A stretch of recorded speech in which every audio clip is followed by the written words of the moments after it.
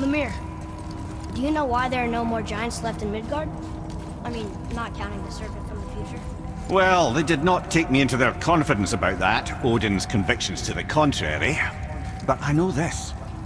If I'd spent the better part of 60 winters seeing my best and brightest cut down by Thor and that damn hammer, I might very well go home to lick my wounds. It's too bad. I was fond of every giant I ever met. So that's why they destroyed the bridges to Jotunheim. So the Aesir couldn't follow. And is that why there's no tower in the lake? I doubt it's a coincidence. So you think when we get to Jotunheim, we might find giants there? Anything's possible.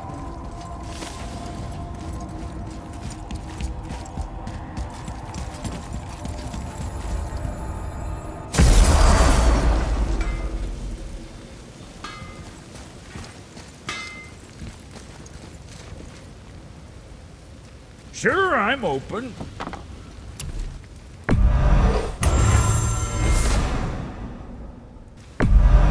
That's one way not to get stabbed in the squishy bits.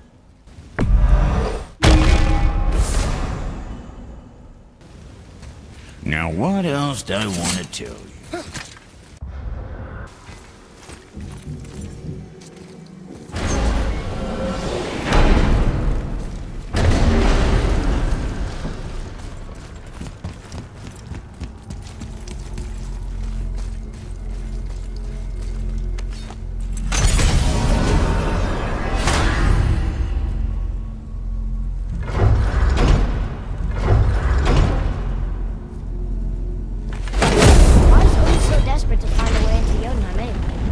Convinced the giants hold the key to changing his fate when Ragnarok comes.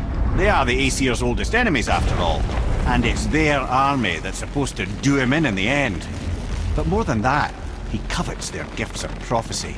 He wants to know what they know and see what they see. So much suffering could have been avoided if his insatiable curiosity was not so much stronger than his wisdom. What do you mean? Ah. Remind me to tell you why they call him the Lord of the Hands.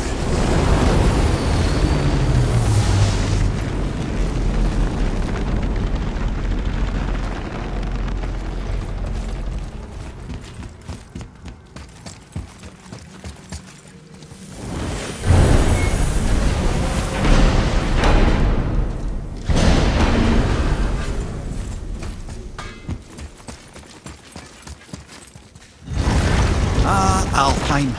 I missed its gentle breeze and the sweet smell of honeysuckle and blood. Well, judging by the sky, the light elves are in control of the light this time. Explain. You see, the light elves and dark elves are always fighting over the light. That part we know. But did you also know that control of the light has changed hands no less than 213 times? Really? It's true. Each side believes itself the rightful keepers of the light and argue they're simply fighting for survival. But the fact of the matter is, the war has been going on so long, we don't know who they are without it.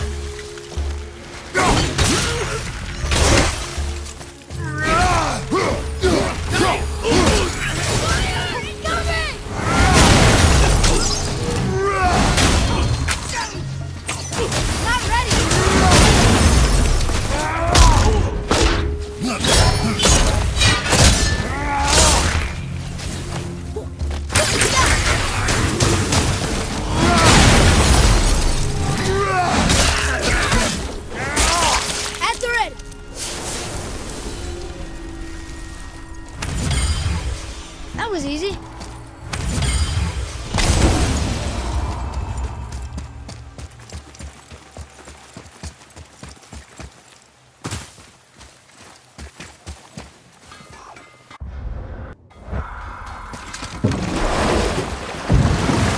So, clear this up for me. Svartalfheim means land of the Dark Elves, right? Right. But you said the Dark Elves have been here in Alfheim a really long time. And anyway, aren't dwarves supposed to be from Svartalfheim? They don't look like Dark Elves. Don't you think so? Then you are vastly more perceptive than the Aesir. They're the ones who apparently can't tell the difference. And they're the ones who came up with that name. Dwarves actually call their home realm Nidavellir. So the Dark Elves aren't from Svartalfheim at all? Not even a bit. They're just elves of another colour. Nobody knows who came first, but they all come from Alfheim. Why do they fight all the time if they're really the same? That is adorable. Huh? It is the way of the world. Oh. Well, that's sad.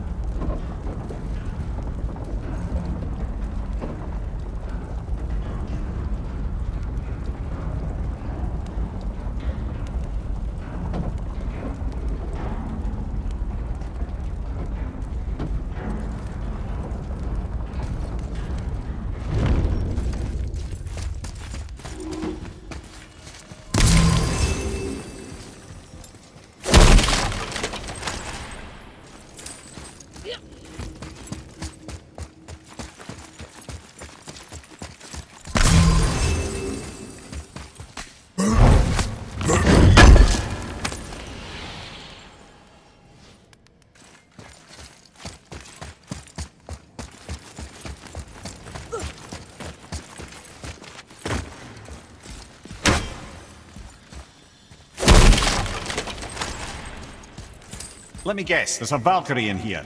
Yep. Well, are we gonna fight her? There's a trapped spirit in there. Quiet, head. Good luck, friends!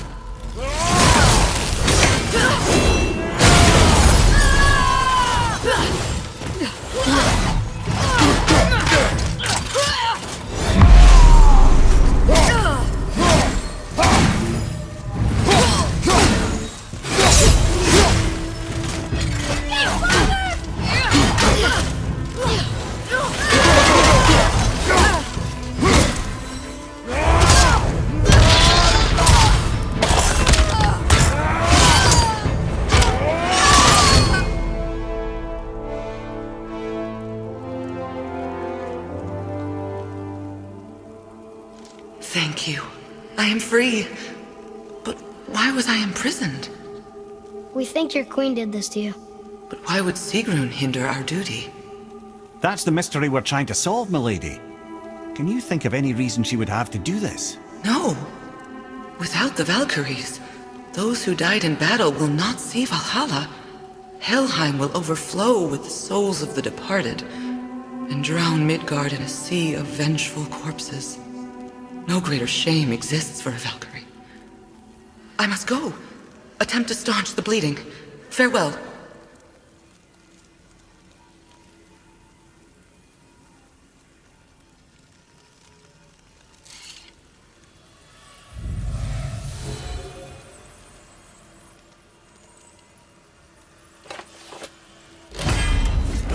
I believe you have your answer, Head. The Queen opposes Odin. She imprisoned the Valkyries to defy him. Sigrun hated Odin, no doubt about that. But her duty, her responsibility. Would she really forsake these things to get back at Odin? I don't believe it. I do. Hate is stronger than duty. We have to find the queen. We have to stop her.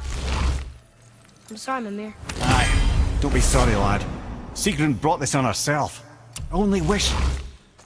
Well, wishing only gets it so far. How will we find her? I'm afraid I don't know. She could be anywhere, any realm. We'll find her. We have to. All of Midgard is counting on us.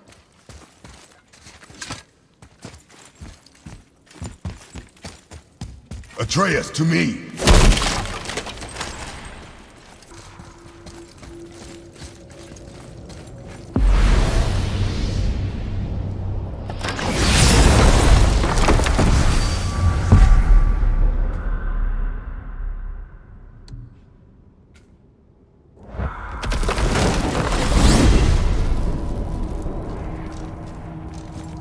So why do they call Odin the Lord of the Hang? That refers to a modest example of Odin's thirst for knowledge. The time he spent 9 days a dead man. Aye, hung himself by the neck from Yggdrasil's branches, put his spear through his own side and bled down into the Well of Destiny. He roamed the realms of the dead and plundered the World Tree of its secrets, until I think quite rightly it got fed up with him and sent him back to the land of the living. Did I not mention he was barking mad?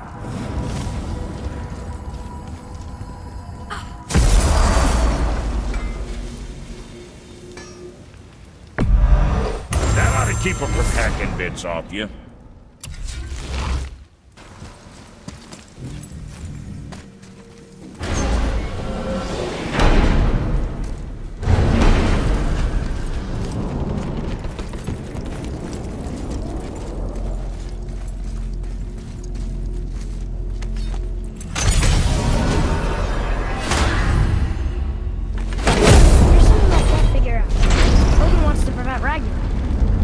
Serpent's already been there and seen it.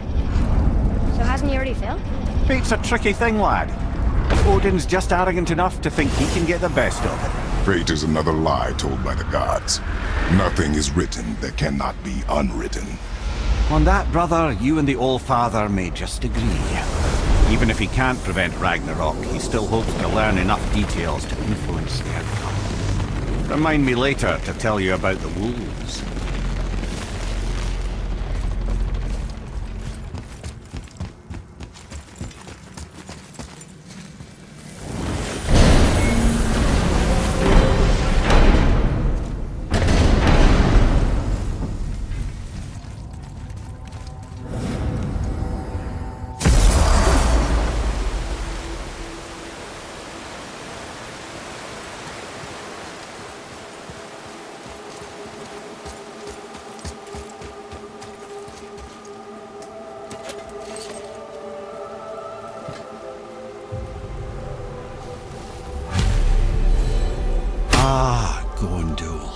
Beautiful Gondul. And? Huh? That's it? Beautiful Gondul? No story or anything? Oh, sorry, lad. The sight of Gondul always took my breath away. Gondul had a silver tongue, a sharp wit, and struck a figure so stunning it literally drove men insane. Odin forbid her from setting foot in Midgard after a time, as insanity is not a welcome trait in Valhalla.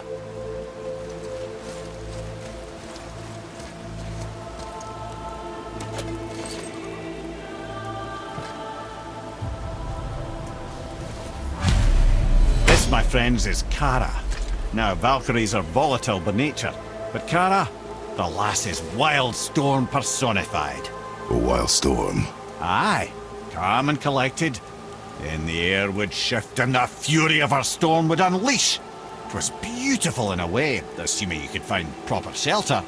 Her tears would cleanse the blood-soaked battlefields.